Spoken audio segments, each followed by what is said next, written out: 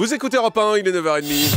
Le journal des médias avec le plus beau mec du PAF, Thomas Joubert. Bonjour. Ah, ça continue aujourd'hui, c'est pour un an. C'est pour un an. Ah, Hein. je fais l'imbécile. Oh là là. Ah, vous le faites tellement bien, on croit que c'est naturel. Mais je suis Allez, Thomas. très bonne comédienne.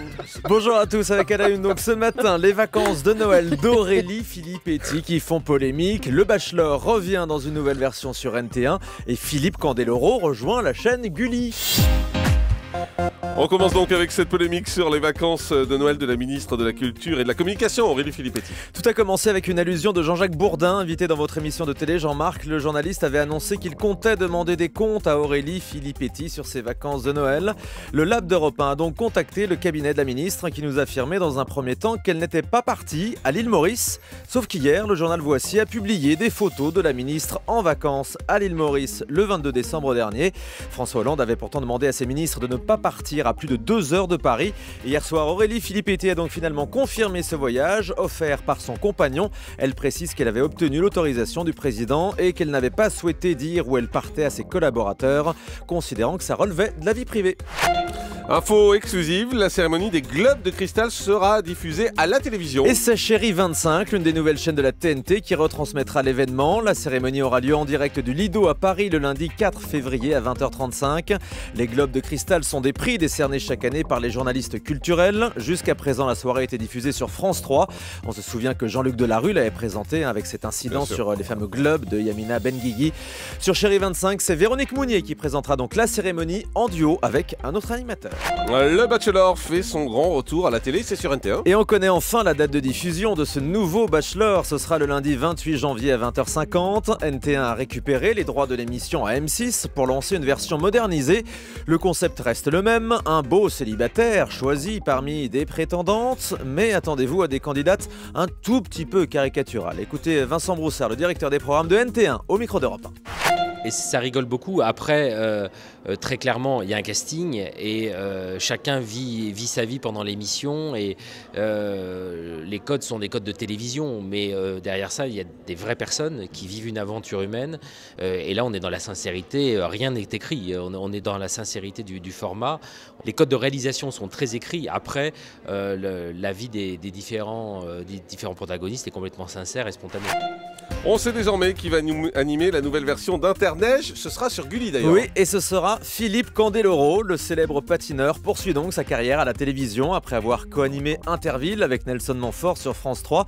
Télé 2 Semaines nous annonce que Candeloro a été choisi par Gulli pour présenter ses Crazy Games à la neige. Ce sera le titre exact de cette nouvelle version d'Interneige. On verra ça en février sur la chaîne jeunesse de la TNT. Vous vous souvenez évidemment du principe.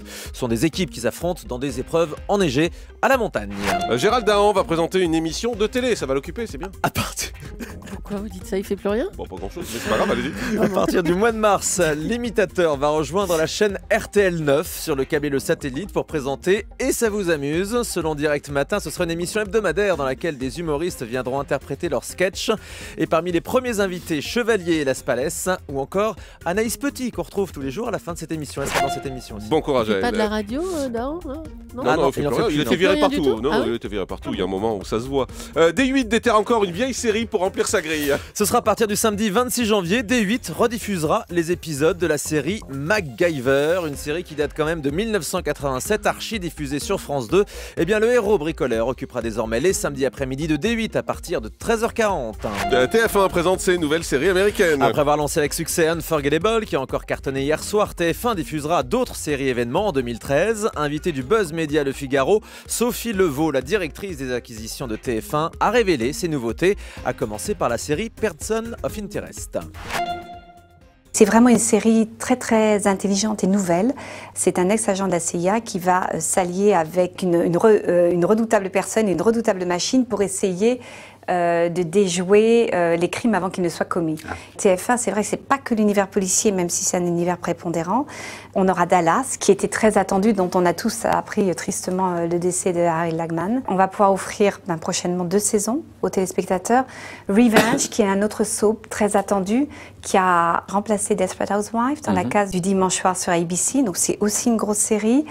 Ça sera vraiment énormément de nouveautés sur 2013.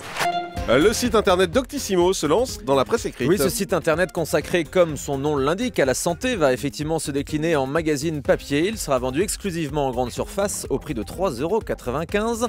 Le premier numéro sera consacré à la grossesse.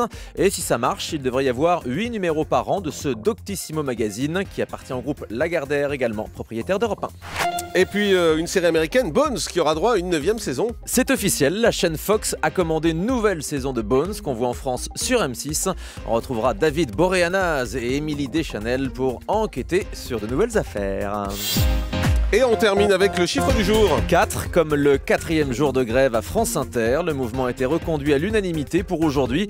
Les techniciens protestent contre la suppression de 4 postes. Par conséquent, la station diffuse de la musique à la place de ses programmes habituels. Et nous, on est donc ravis d'accueillir tous ces nouveaux auditeurs ici sur Europe 1. Ouais, bienvenue à vous, restez là, ne bougez pas, c'est très bien ici, on fait jamais grève en plus.